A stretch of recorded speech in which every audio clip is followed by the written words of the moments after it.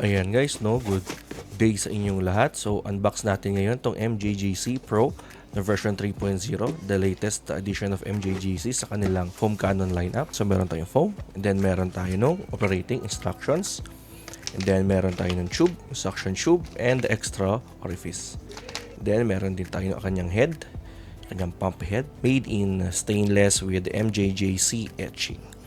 Ayan, so blue and silver ang combination niya. And then meron tayo ng quick connect na 1/4 para sa inyong pressure washer. And we have the bottle itself ng silver din. Ayan, so PRO V3.0. So yung top niya is quick loose cap na yung gamit niya.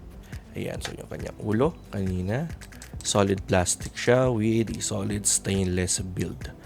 Ayan, so ito yung quick connect niya na 1/4 para sa ating pressure washer gun. Yan, so kabit na natin yan sa kanyang head. Alright, full assembled.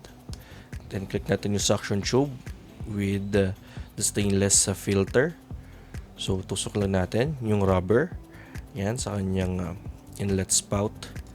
Ayan, so push lang natin ng konti para just to make sure na hindi siya matatanggal.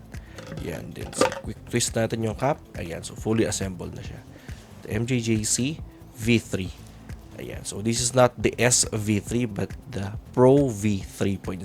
Now available sa ating shop, RCB Tools and Detailing, as well as our official supplier, Macaulay Enterprise. Thank you!